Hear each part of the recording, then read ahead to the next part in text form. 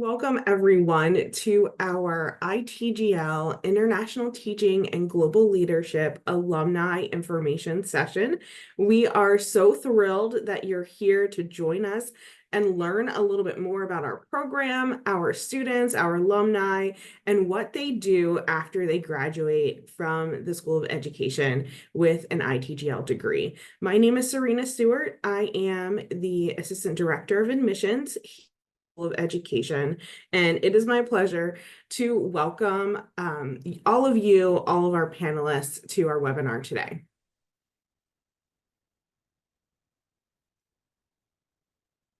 I'm going to turn it over to Dr. Adams. Hi, good morning, good evening, good afternoon, wherever you are. I'm Jennifer Adams, and I'm the director of the International Teaching and Global Leadership Master's Program at Johns Hopkins University School of Education. I've been at Hopkins a little bit more than a year leading this program and have been very excited to interact with our always growing body of over 700 ITGL global alumni. And I'm so pleased that we have a few of them here today to talk about what they did after they completed their degree at Hopkins in the ITGL program. You can see here a little bit about my background here, that I've worked in the field of global and international education for a couple decades now, done much work in China, but also was a Fulbright specialist in Asia and had a faculty in Indonesia and had a faculty fellowship in Israel.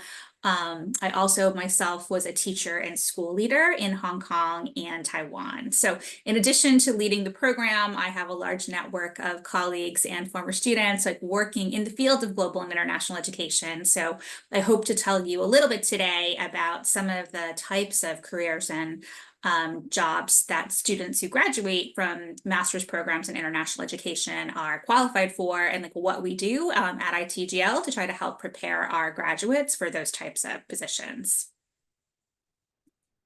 Before I get started, I did just want to remind everyone, particularly if we have some new people here as well, about sort of some of the key program features of ITGL.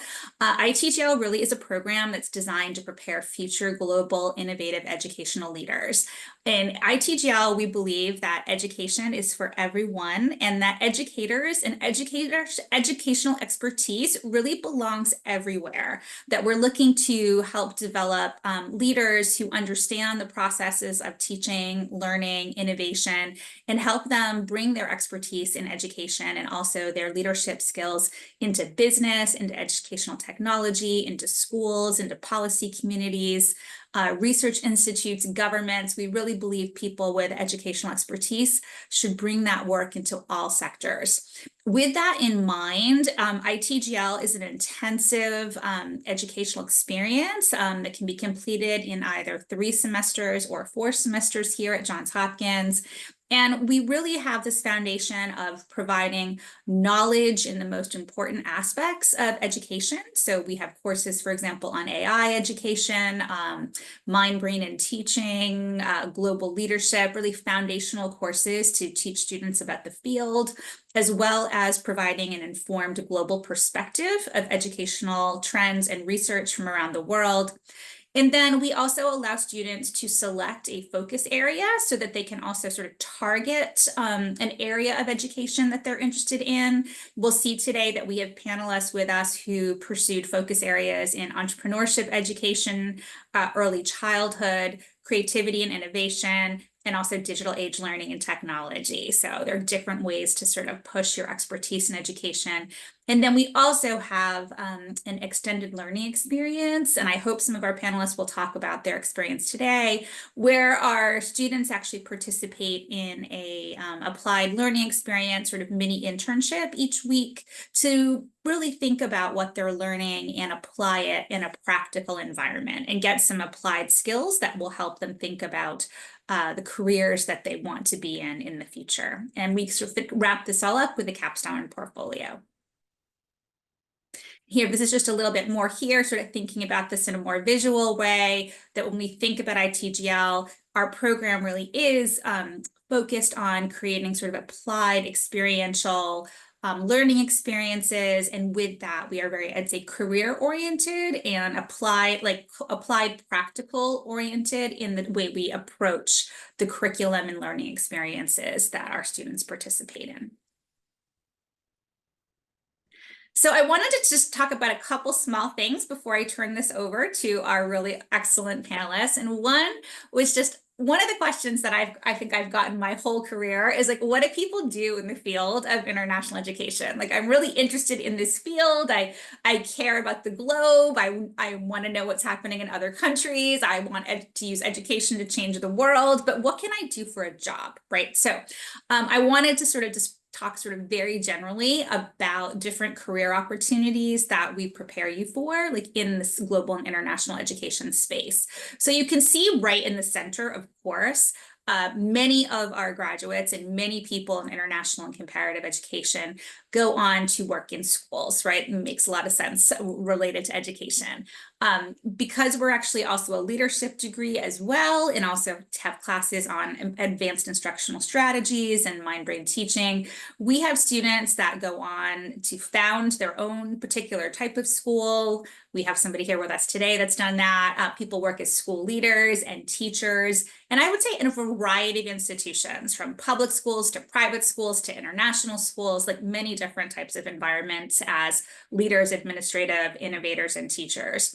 If we move more to if you're looking more to the upper right side of this diagram, you can see that I've actually included some careers both in ed technology, international organizations and NGOs, and also government, right? So our students are prepared to be looking at education in the technology space, either through product management and innovation, curriculum design, mobile learning specialists, different type of consulting and educational technology. Because of the international focus and policy focus of our program, students are prepared to do various types of work for international organizations. And we also have an alumni with us today who's doing that kind of work.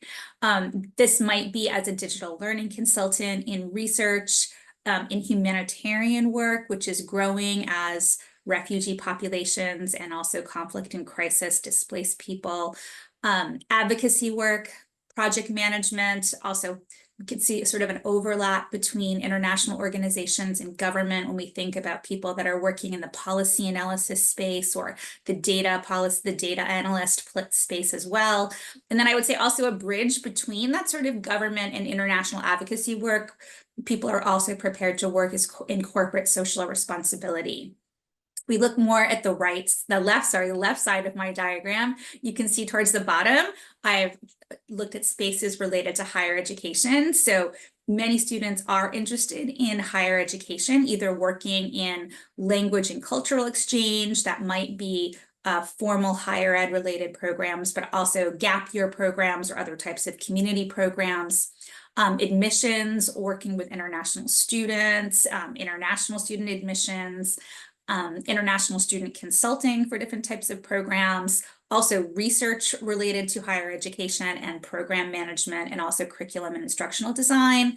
And then over more towards the top here, I've also listed some more private sector sort of opportunities. And again, we have a very popular and thriving education entrepreneurship program where many of our students may go into consulting, strategy, innovation, or marketing related to educational businesses, but also work connecting the public and private sector, global talent management, parenting and family educational type businesses, and also educational publishing and media. And this is just what I could fit on the slide. So really, ITGL students are prepared to work in a big variety of careers, and really, I think through extended learning and through coursework and their own motivation, find themselves in many different types of sectors after their degrees.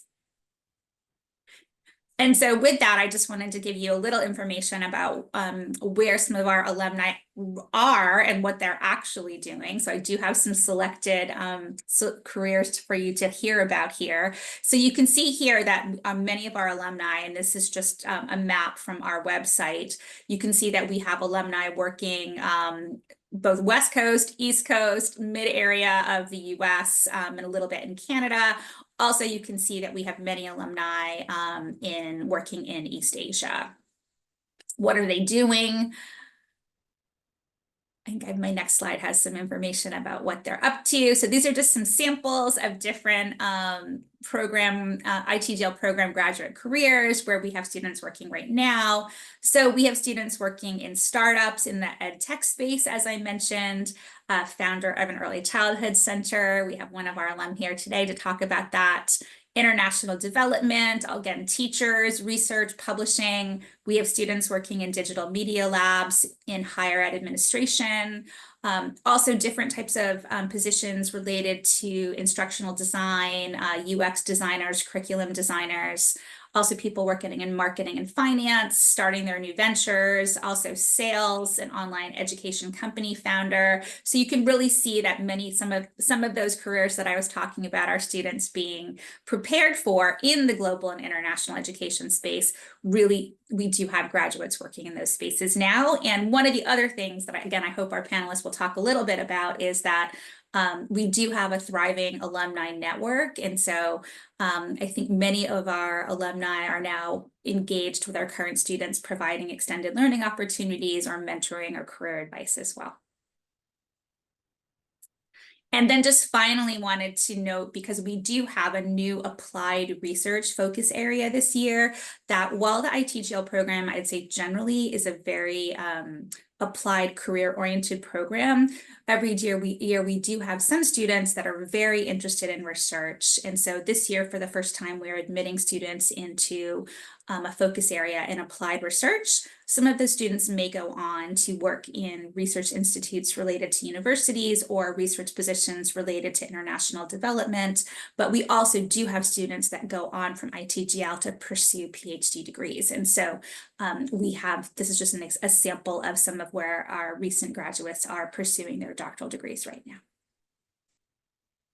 So without further ado, after that overview, I want you to be able to hear for the real reason you're here, and that is to talk with our esteemed ITGL alumni.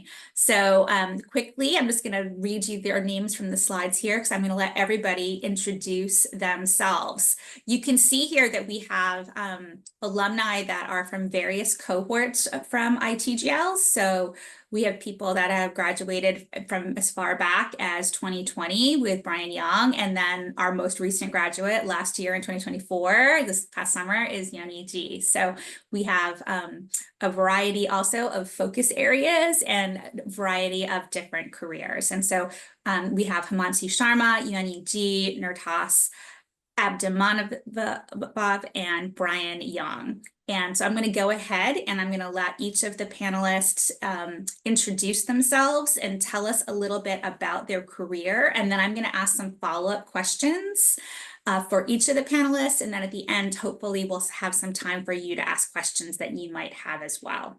So I think with that, maybe we will maybe stop sharing the screen, if that's okay, Serena, so we can really just get some more face-to-face time with our panelists. So I'm going to have you guys answer in the order that you guys we had the slides up there, if that's okay. So we'll start with Himanshi and then go to Yenny and Nurtas and Brian. So if we could just start with, if you could just introduce yourself and tell us a little bit about what you're doing right now for your career.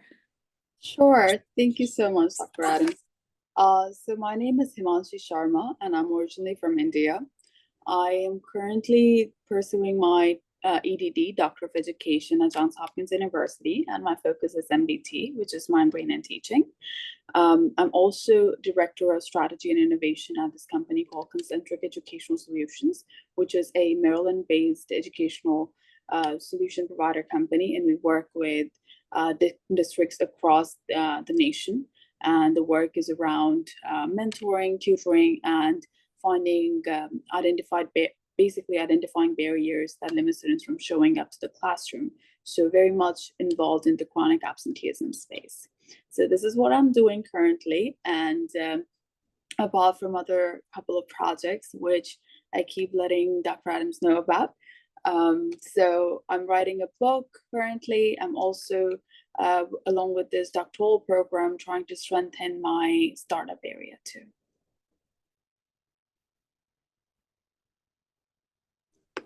Hi everyone, my name is Yitong. I am from Shanghai, China. So I just finished the ITGL program in August, and I now relocated to New York City for my internship at UNICEF. And I am currently work at the team education and adolescent development and participation, particularly around the Sustainable Development Goal 4 for quality education. And one of my recent projects is to start building a global database to track climate-related school closures and learning disruptions for all the children around the world, because there is not yet a global tracking tool to monitor these disruptions in real time. And I am leading efforts to structure the data collection process, leveraging UNICEF's regional connections with their local ministries of education and regional offices. Wow, very exciting. Both of you guys are doing really neat things. Very, very, very exciting. Nurtas, do you want to tell us a little bit what you're up to? Okay, thank you so much, Dr. Adams. Good morning, everyone. My name is Nurtas Abdimamanov. I'm from Kazakhstan. So I'm working now in Kazakhstan. So I graduated from the Johns Hopkins University in 2021, ITGL cohort of 2021. So currently I serve as a director of this innovative pedagogy company. This is education company, and focused on improving secondary and higher education through innovative teaching approaches. And I am also a professor of the University of International Information Technology. So I have many different roles in education now. So, but my favorite one is actually teaching. Yes, I mainly focus on teaching. So position of teaching allows me to work closely with students, assisting in developing their critical thinking, empathy, and ethical reasoning using these creative, innovative methods, approaches that I have learned from this ITGL program. So as the director of innovative pedagogy, also I strive to collaborate with educational institutions, with secondary and high school teachers to improve educational outcomes while integrating innovative teaching strategies and also AI and education technologies into the curriculum of academic subjects of humanities, arts, and social science. So thanks so much. That's all for me. Thanks, Nurtas. Brian? Thank you. Hello. Thank you, Jennifer. Hello, everybody. Good morning and good evening. My name is Brian, and I am the founder and director of Yitong Education, an early childhood institution. So right now, we are operating a kindergarten and early childhood institution, which operates after-school program. So I have a dual background in philosophy and education from George Washington University. And later I went to Johns Hopkins University, pursuing my early childhood degree. So my career spans last for more than a decade. Before I even went to Hopkins, I was in the field of early childhood education. And I began my career as a teacher, later as a teacher trainer. And right now I'm managing my own international kindergarten. So I'm right now doing the business side of running schools, doing some investment and the whole, managing side of education. So I'm very passionate about international education, like to make new friends. And right now I'm integrating innovative educational strategies, developing our own curriculum. So my kindergarten is a place where I can put all my learning and my theory into practice. Yeah, thank you. That's great. Well, you guys are really engaged. I think, I guess in some ways I see real commonalities between what you're doing, right? People were talking about, being innovative. I can clearly see that you all have leadership characteristics that you're doing, really making waves, making pathways forward in education. But at the same time, you're working in very different spaces. I think one of the things that prospective students and even current students sort of struggle with is like, they see people that are doing these great things like you're doing, and they wonder how you got there. Like, Brian, did you always know that you wanted to set up a early childhood center? Himanshi, like, did you always see yourself, working in sort of in strategy, for example? So I'm wondering if you could all just speak a little bit to sort of how did you end up where you are? Like, did you know all along? Did you take advantage of opportunities along the way? Was there something that inspired you? If we could just sort of start again from Himanshi, and if you could just talk a little bit about how you ended up where you are. Sure, great question, Yeah. Dr. Adams. So my story, I always wanted to be in education industry because I found that I think that this is where the foundation is. And if I want to make an impact, let me just focus on the foundation. That's just my thought process. So with that led me to Hopkins, and I've always believed in you have to step out. You have to step out of that cocoon, that shell. So I always advocate for networking. Go out, meet with people, get to know what are they doing, because I didn't know that there could be a career in innovation, education, like ed tech. I don't have technology background, so how can I actually work in this space? So such wonderings are basically they were answered when I stepped out. I started to network with professors. I told them like, hey, this is what I kind of want to do. This is what I am interested in. I just came across this thing, that thing. And they just became my thought partners. And they helped me fix my startup area. My startup at dance. They helped me think through things in a much clear manner. And how I landed up at Concentric was basically so my CEO came in as a guest speaker in one of my ITGL classes. And I was asking questions with Dr. Heber, from Dr. Heber, and Dr. Heber told my professor back then, Dr. Riquetta, that, hey, who is she? I want to interview her. That's how I got introduced to Concentric. And here I am, I've been working with them for about 2 years, but it's a gift from my ITGL program. And also this whole thing that you got to go out there and network. You got to put yourself out there and be always curious. Yeah, it seems like you just really followed your interests, right? You just sort of kept at it. That's amazing. Yuni, what about you?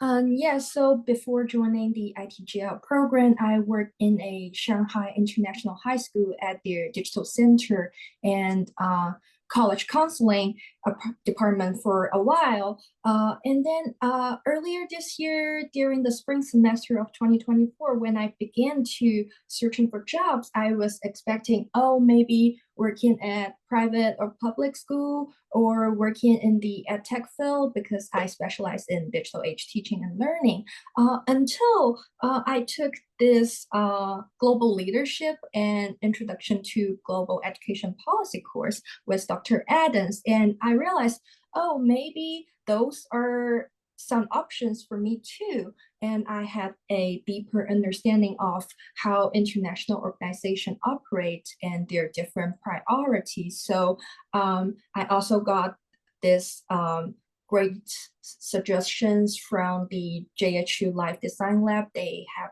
presentations during our Wednesday seminars. So it helped me to shape a clearer narrative for my applications. And that's when I started looking for internship in international organizations. And I actually applied for my UNICEF position through the Chinese Scholarship Council. They have 2 rounds of written assessment and an interview, and the whole selection process lasted about 3 months before I got the final good news. So no, I didn't expect being at UNICEF before ITGL, and I'm so grateful for all the experiences. Yeah, I just want to jump in there for a second before I turn this over to Nurtas, and that's actually one of my favorite things about working with ITGL students is that like last spring, I taught 2 sections of our global policy class, and many of the students in the class really like you mentioned, like hadn't really thought about that space as a place where they could really impact children's lives around the world. I mean, and through the work in that course, I can see students like Yunyi, not everyone, but some students, a light bulb just sort of goes off where they see themselves, wow, I can maybe make a difference like in this way. And so it's really exciting, I think, for us. I'm talking about international policy space, but I'm sure that Himanshi's instructors thinking about entrepreneurship and how he connected her to those people, that we're able to sort of share our passions with students and help sort of encourage them and mentor them along these pathways to careers that maybe they hadn't envisioned themselves in before. So, Nurtas, do you want to talk to us a little bit about? Okay, thanks so much. Yeah. So I ended up with this career because of my passion for learning new languages, new ideas, and knowledge. And as I said before, for example, Brian, I have some education background, and as well as I have some background history and philosophy, mostly Turkish Islamic philosophy. I have spent most of my time for studying medieval literature, especially concerning history and the philosophy, and that which made it necessary for me to learn new languages, and medieval languages and also modern languages. So for example, I started learning English only 2018. So I intensively from this beginner level. So mostly through self-studies. During this time, I spent lots of time for using some teaching and learning strategies, teaching methods mostly, for example, from cognitive science, cognitive psychology, and understand the importance of effective strategies and the importance of these effective strategies for learning and for teaching. So most importantly, entering this ITGL program also was a significant turning point, life-changing experience in my life.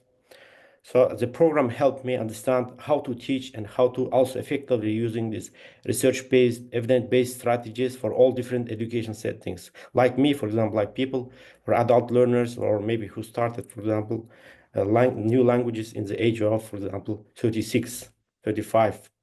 So this was a turning point, and also learned a lot from working in groups. I immersed in group projects in this ITGL program, so which improved my teamwork skills and gave me a practical learning experience, also confidence in education system. Yes. So these experiences highlighted the importance of effective teaching and leadership in education, and I significantly influenced my career path in education. Okay. That's all. Can I ask another question there? So how do you sort of balance being a professor and then also the innovative sort of business work that you're doing? Like it seems like you have, I mean, also Himanshi has this issue. Actually, many of you probably have this issue. It seems like you have more than one career happening at the same time right now. Can you talk a little bit about how you do that? Yes, I have passion for learning, and I spend most of my time for just reading and learning information and teaching and developing my teaching strategies most of my time. So I don't have enough time. I think it's not enough time. Yes, I want to do some PhD degree in education now, and then maybe next year. I have still a PhD degree in history, and I have some degree in philosophy. I want to make some connect these ideas with this education system. So maybe I have some discipline, some of the skills like discipline. Yes, I'm a very disciplined person, I think. Therefore, I have some many times for them. Thanks so much. Brian, Mhm. you've been in the early childhood space for a long time. Did you always, as you talked about, have you always imagined yourself sort of creating your own center and innovating with your own curriculum? Like, how did you get to where you are? Sure, I love to share my story. So I guess I'm the lucky one today. I get to hear everyone's story before I share. So we do have a lot of things in common with some of our alumni. So I think it started with my undergrad degree in philosophy. So I like to think a lot when I was a teenager. So I get to think, what's the meaning of life? What do I want to do? And I found out that education is very meaningful, because if you want to make an impact, you got to start from the beginning, right? That's how I began, have the idea of doing early childhood education, because I think it's a very meaningful thing to do. And the second thing is because of my family background. My mom and both of my grandparents, they were teachers. So I were kind of grew up in a teacher family. So I was raised in a school dormitory. So, everyone around me was like teacher, and education's always been my priority. When I was in preschool, I told my teacher I want to be a teacher.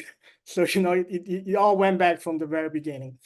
And the third thing is that you got to explore what is your advantages. What are you good at? What are some of the fields and your personality? So I spent a lot of time, especially when I was a teenager, to develop my personality and to find out, hey, this is something I'm good at because my family supports me and my dad supports me on the business side. So I kind of combine the business side of education and developing curriculum itself. So it all begins with my interests and my family. So that's how I end up how I got here.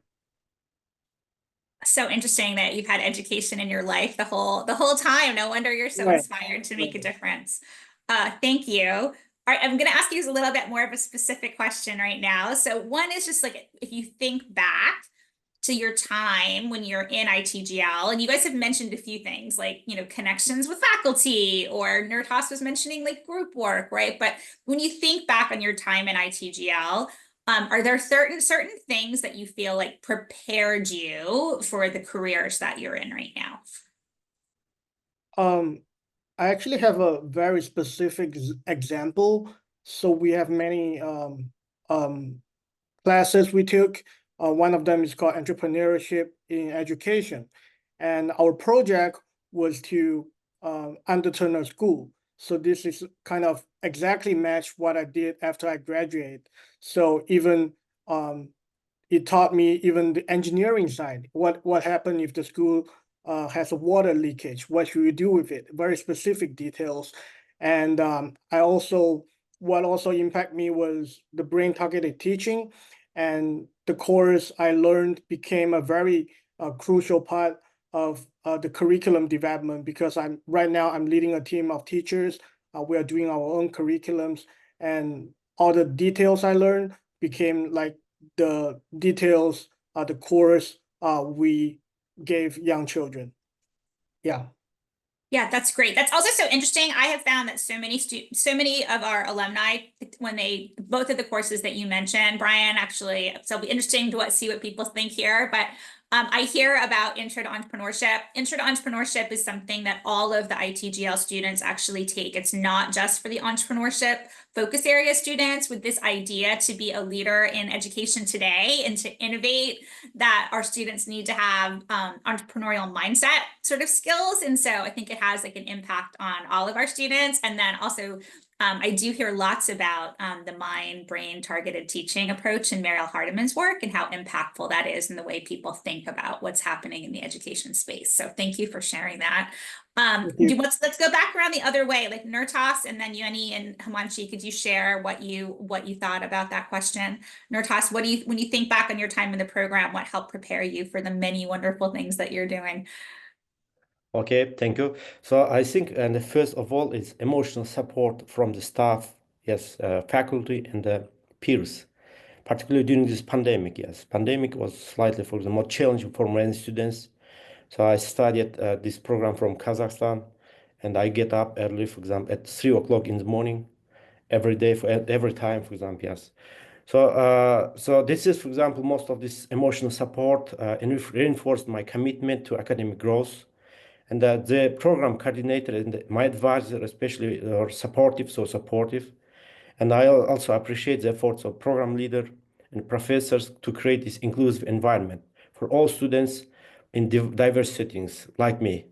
So as a part of this 2021, with the focus on creative and innovative education, the ITG offered many programs. It's important, relevant programs like brand-made teaching, advanced instructional strategies, creativity in education, yes, action research, and gifted learner, and a seminar in teacher leadership and other courses. This is, for example, developed my, for example, teaching strategy mostly. And I learned, for example, research-based teaching strategies based on this neuro and cognitive science, applied research, and action research, yes. So this is, for example, instrumental in shaping my approach to the education. So today, for example, I use these approaches, mostly, for example, educational research approaches, like case studies and like action research. And every time I try to improve my teaching strategies with my students. Okay, so this was my great experience. And also I would like to tell more about extended learning program. This extended learning program at Bloomberg School of Public Health. And this program allowed me improve my research skills, integrate my innovative teaching strategies into my practices, for example, yes. And I think ITGL is not just theory, and also it gave me a strong base for using what I learned, practical opportunities, for example, yes. Today, I use these action research projects in my school, for example, today, and to try new teaching methods, sorry. So, and every time, for example, in the class, my classmates gave me lots of feedback. And these feedbacks and comments give me, for example, lots of corrective feedback, helped me improve my teaching methods and how to teach creatively and innovatively today, which is very helpful today in my career. Okay, thank you. Thanks, Nurtas. Yanni, what about you? It's more recent for you.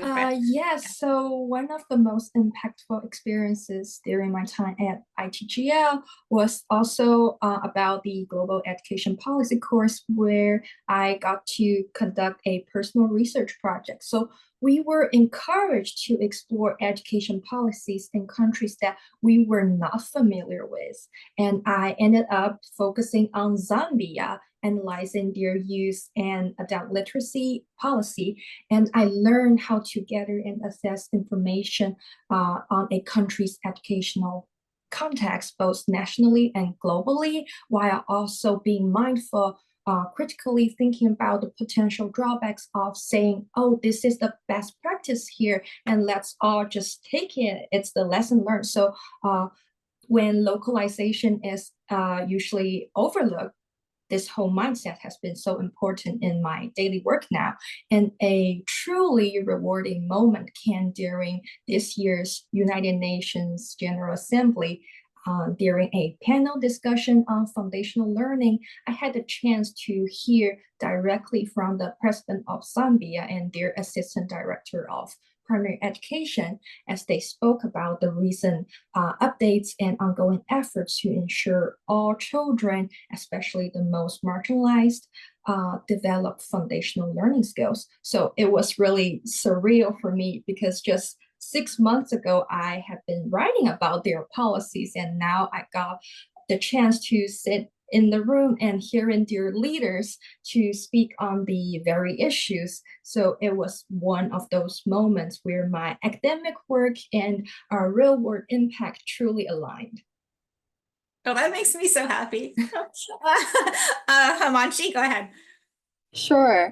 So I'll piggyback on everyone's point here. Absolutely, the coursework has helped me, helped each one of us, in fact, to really shine in our careers. So a few things I would like to say, and specifically these couple too. The fact that oftentimes in master's program, we think like, oh, this professor is so busy, this person, I'm trying to reach out to this professor, but I don't know when this person will be available to meet me. But that wasn't the case in ITGL. Professors have been so supportive. They have been like cheerleaders, I call them. I just cannot even put it in words that how prompt each and every professor has been. And that kind of support is extremely valuable and instrumental when it comes to like, hey, I don't know what to do. Like I'm loving this class, but I don't know if it aligns with this particular aspect. So answering those wonderings in real time, that has been extremely instrumental one. And second, again, there was this project I did in entrepreneurship course. That was planning a new venture to sustaining a new venture. So I proposed my startup, and the kind of critique, the constructive criticism I got, the kind of feedback I got on that particular space really helped me to think through the industry with much fresh lens because AI at that time, and it was just coming, ChatGPT was about to launch. So like how to pivot through things, that's something my professors and even like my classmates made it very visible, because professors are not, the professors which I've had, they were all they were actually have been working in the industry.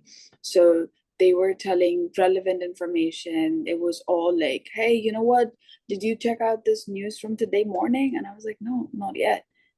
So just keeping us all in tune, in sync, and making sure that whatever we're learning is actually relevant, so that the interest keeps going.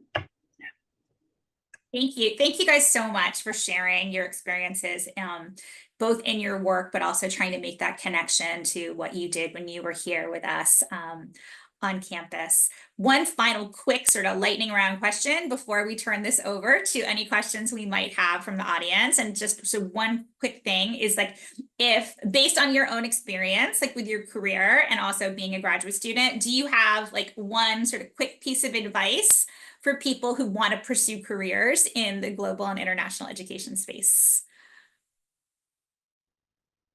Anyone, and any order, anyone want to go first? I Brian? think, Yeah. sure. My advice is to know who you are and be true to who you are. Because if you want to pursue a career and make it long enough, my advice is you got to really have passion in that career. So I think if that only be one advice, my advice would be passionate about what you're doing. Be really careful when you choose a career, and once you chose it, really focus on what you are doing, and the experience and the time will help you a lot. So I would like also give some advice for future students. So as an educator, I believe that education is not just about teaching; it's leadership. Yes. So and also, if you considering pursuing careers in global and international education fields, you should think from these global perspectives. Yes, global perspective is very important, and take advantage of any opportunities, for example, to grow.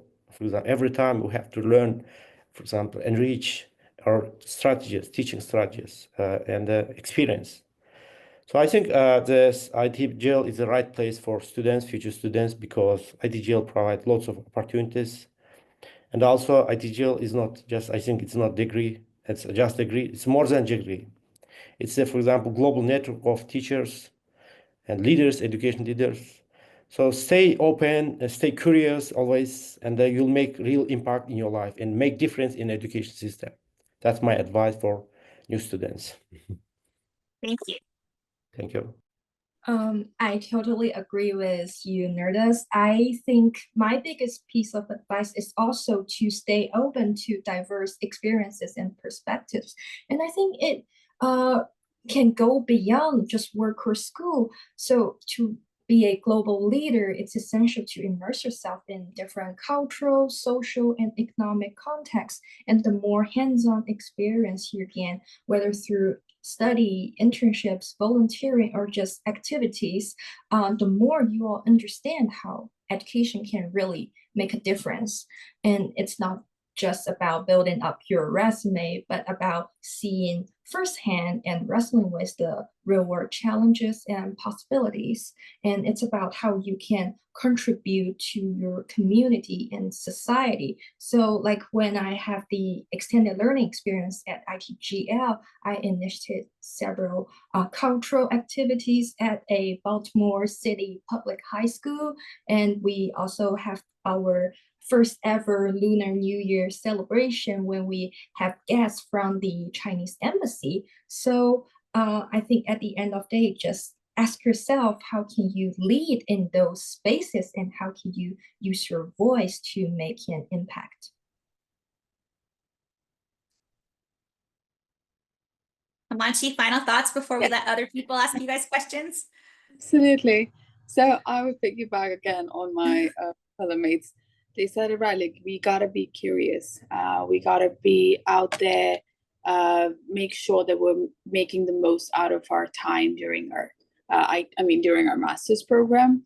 One thing is that if you expect that, yes, there's this master's degree, amazing coursework, and that's it, not really. I mean, there's so much Hopkins as a university can provide, School of Education as a domain can provide. So make sure that you actually take an extra step to be out there. Don't be afraid to make an ask. There's nothing right, wrong. There's no bad question, wrong question. So just be out there, network, and don't be afraid for actually meeting with someone or asking them, like, hey, just chat about their career. If you really find it exciting, don't shy away from being like, hey, how did you get here? Like, how did you end up here? I really would love to know what has been your journey. That's great. Yeah. Well, you guys, thank you. Thank you so much. I actually feel so happy listening to you guys all talk about your experiences. So this is great. I wish we could all just go have like coffee or something after this. I wish we weren't separated around the world, although I appreciate our global nature. I do, we have a little time left. So I just wanted to see if there were any questions from our panelists. And so, Serena, will those come in like in the Q&A or? Yes, so people can utilize the Q&A function to ask questions for our panelists. So if there's anything that you want to ask, go ahead, put it in the Q&A function, and we will answer those questions.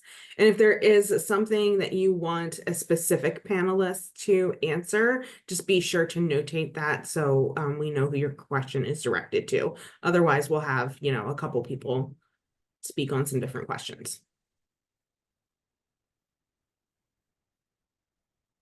Give people some time to type. Yeah, let's just give them a second. I always have questions. And then I was also thinking that you may have questions for each other as well, depending on what the questions are here. So I don't have anything here yet. So I certainly can ask questions. Serena, I don't know if Betsy or Serena have questions, but before we do that, and we'll watch the chat box, do you guys have any questions for each other? Oh, wait, here's one. Oh, sorry. Wait, what's your career path after graduation? Like, Serena, what do you think about that? What specifically do you want to know? I feel like they talked quite a bit about that. Yeah, I do as well.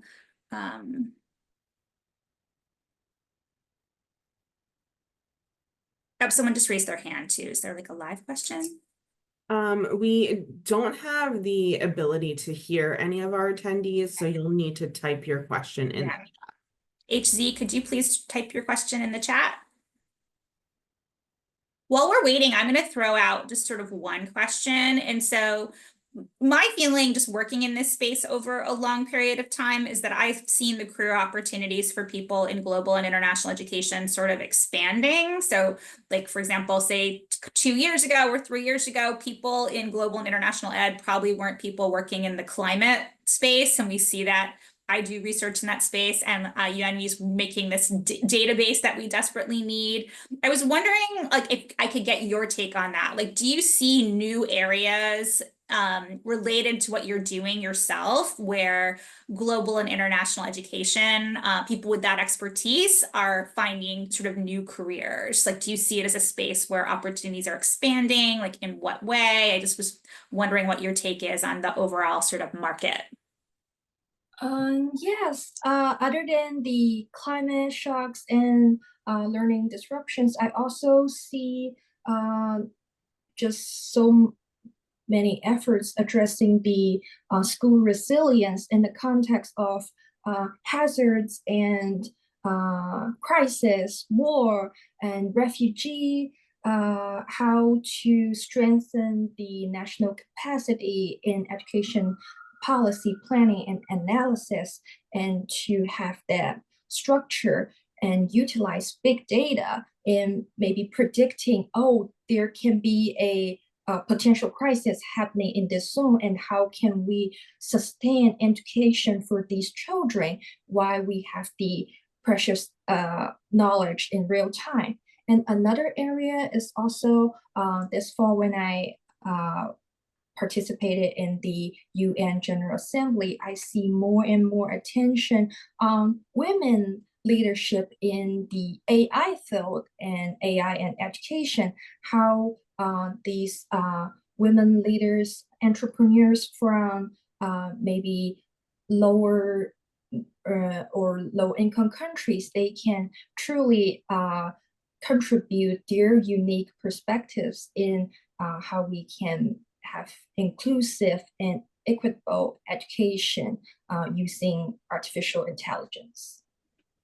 That's really helpful, Annie. If we have time, I'm going to try to get other people's take on that. But we do have a question in the chat box that you guys also might help with a little bit. So one of the questions here is that someone has an undergraduate degree in architecture, but they're interested actually in getting into the educational industry. And they wanted to know whether ITGL could help them make that transition. So of course, my answer is yes. So one of the things that we do, I think, well in ITGL is that we bring people in from different backgrounds and help them transition into the global and international education space.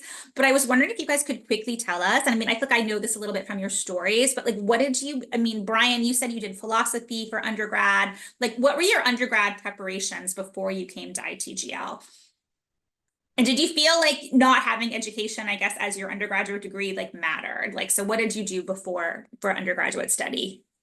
First of all, I don't think it matters what you learn at undergrad really doesn't matter. I think if you have a different career, you learn different things, you can really connect in a unexpected way. For example, if you are studying architecture or other degree, you can always connect it to education. And when I was in ITGL, I'm the more prepared one compared to my cohort because I worked in education industry before I went to the ITGL program. So, but something I would like to share is I actually worked in US for a year for my OPT program.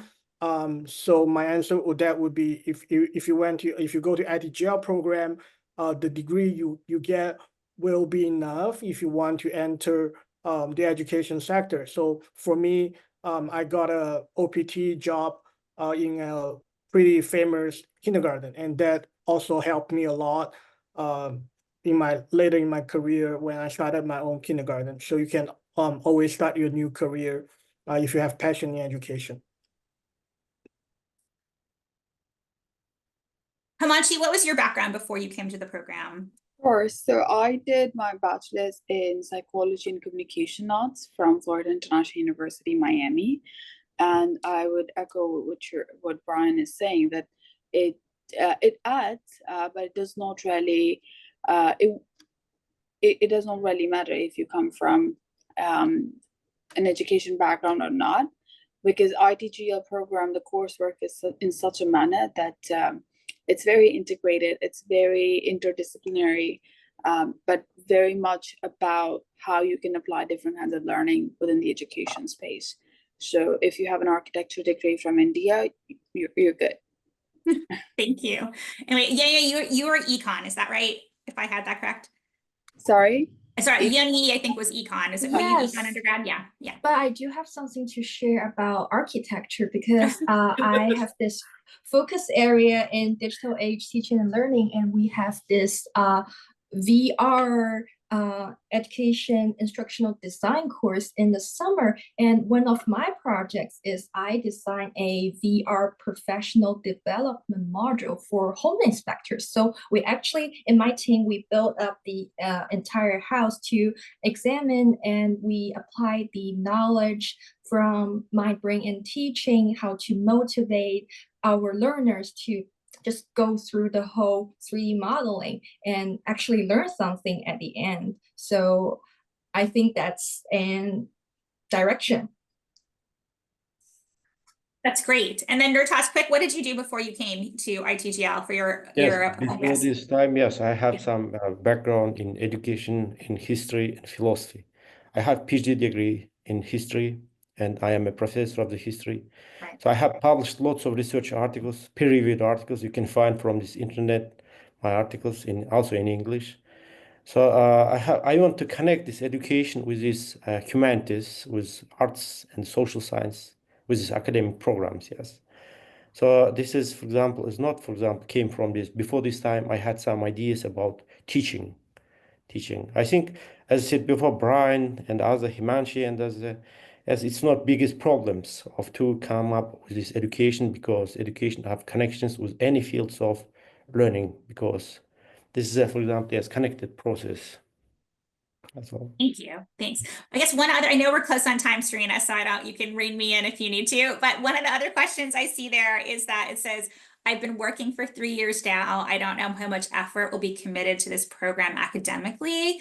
I think what that's getting at is that just the transition from working for a while to being a graduate student again. I say that that's like typical for a lot of our students. So some of our students do come directly from undergrad, but we do have people like we have here on the panel that had some work experience before they came to ITGL. So it's an academically rigorous program, but I think it's also scaffolded it in a way where we know that people sort of people get back into the academic mode. I feel like it's like riding a bike, like your brain takes a little time, or working out at the gym.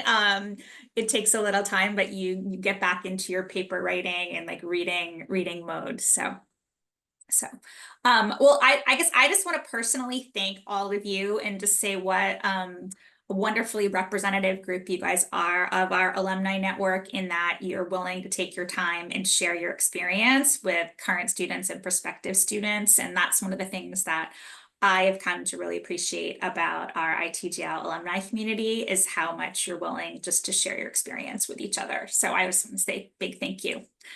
Serena? Yeah, thank you all so much for attending, and a big thank you to our panelists. And just to finish, I wanted to put up our contact information so that if you have additional questions for admissions or just about the ITGL program, you can reach out to us. The best way to do that is via email, but we're also available if you want to give us a call and you have questions about the application process. And then also, Betsy, Ms. Elizabeth Mayotte, and Dr. Adams are also very willing to answer your questions about the ITGL program. So thank you all so much for attending. We appreciate your questions, and thank you to the panelists and Dr. Adams. We hope you enjoy the rest of your day, and reach out if you need anything else.